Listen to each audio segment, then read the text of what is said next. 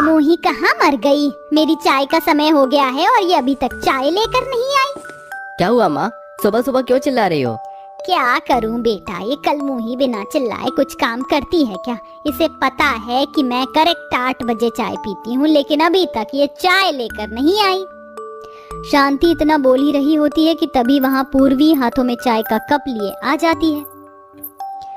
माँ उठने में देरी हो गई थी, इसलिए चाय बनाने में समय लग गया। रात भर यारों से बात कर रही होगी।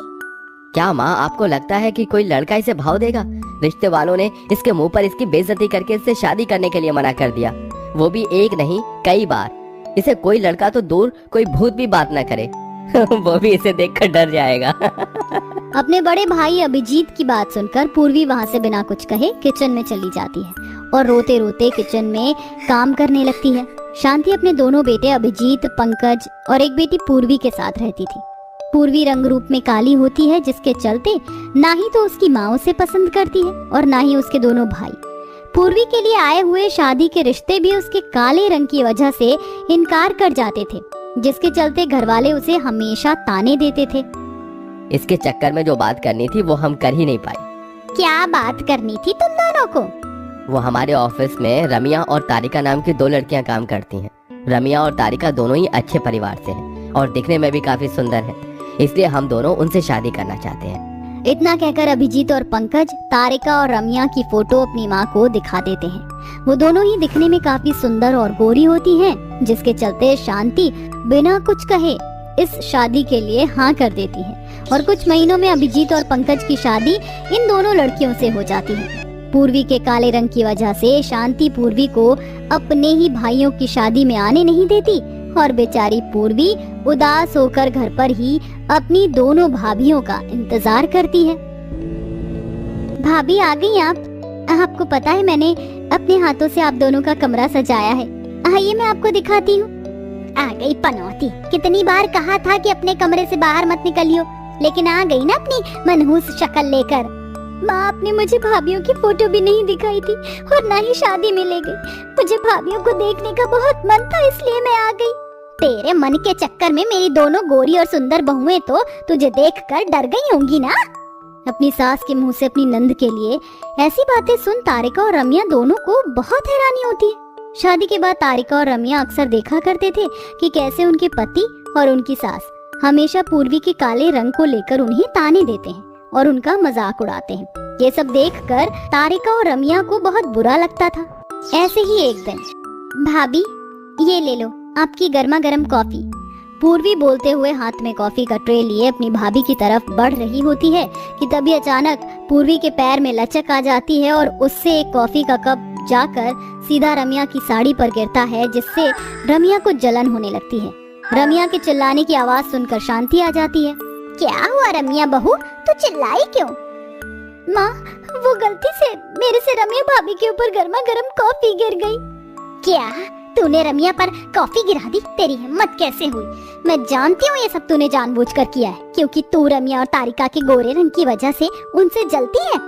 तू मेरी दोनों बहुओं को जलाकर उन दोनों की खूबसूरती कम करना चाहती है। एक तो बोझ बनकर हम लोगों की छाती पर बैठ गई है। तेरी इस बदसूरती की वजह से कोई भी तुझसे शादी करने को तैयार नहीं है। अगर तेरी हरकतें ऐसी ही रही तो तुझे धक्के मारकर घर से बाहर निकाल दूंगी।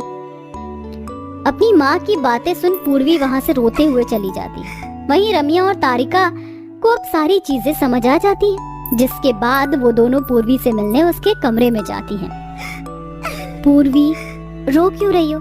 देखो मैं बिल्कुल ठीक हूँ, मुझे कुछ भी नहीं हुआ है। सॉरी भाभी, लेकिन ये सब मैंने जानबूझकर नहीं किया था। बचपन से लेकर आज तक माँ और भैया ने हमेशा मुझे काले रंग के लिए ताने दिए हैं। मैं काली हूँ तो इसमें मेरा क्या कसूर?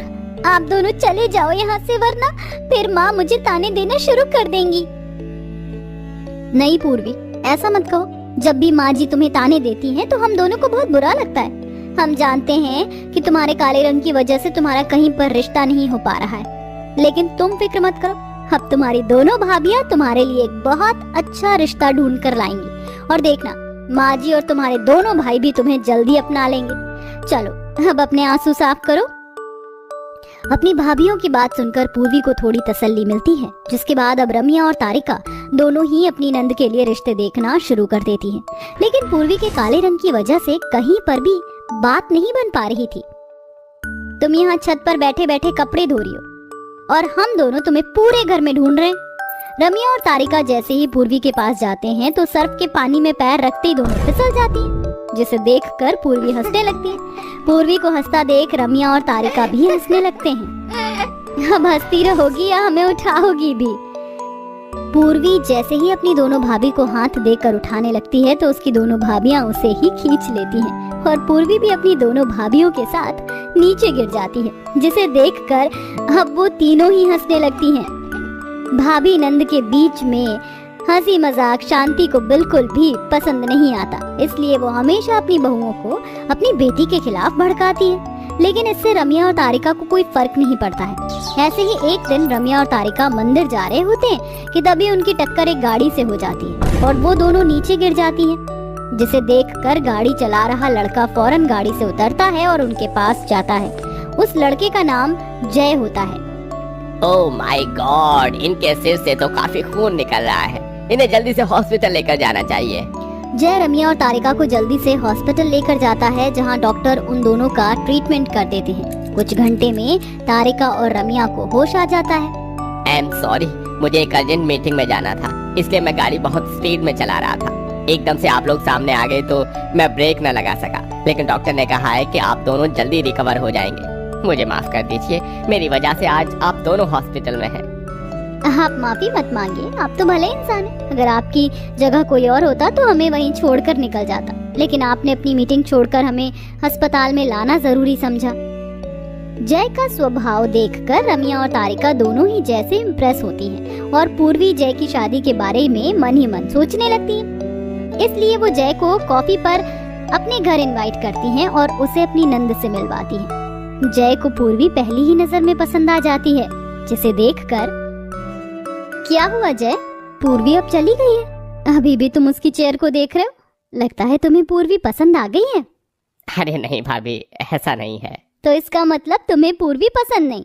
भाभी ऐसा भी नहीं है, मुझे पूर्वी पसंद है। मैं हमेशा से पूर्वी जैसी लड़की से शादी करना चाहता था, जिसका स्वभाव अच्छा हो और वो मन की भी बहुत अच्छी हो। जय की बात सुनकर रम्या तारिका दोनों ही बहुत खुश होते हैं और वो दोनों इस बारे में अपनी सास और अपने पतियों को बताती हैं और उन लोगों को भी जय से मिलवाती हैं। अरे भाई, तुम्हें ऐसी क्या परेशानी थी जो तुमने इससे शादी के लिए हाँ बोला? इसे तो कोई कुत्ता भी इनकार कर दे। ये आप कैसी बातें कर रहे हैं? इंसान की पहचान उसके दिल से होती है। आप लोगों को तो शर्म आनी चाहिए ऐसे व्यवहार करते हुए अपने ही घर की बेटी के साथ। जय की बातें सुन शांति और उसके दोनों बेटों को अपनी गलती का एहसास होता है और वो पूर्वी से माफी मांगते हैं, जिसके बाद कुछ ही दिनों में पूर्वी और जय की शादी हो जाती है। आज पूर्वी की दोनों भाभियों की वजह से ही पूर्वी की शादी हो पाती है और वो अब सुखी सुखी अपना जीवन जी पाती है।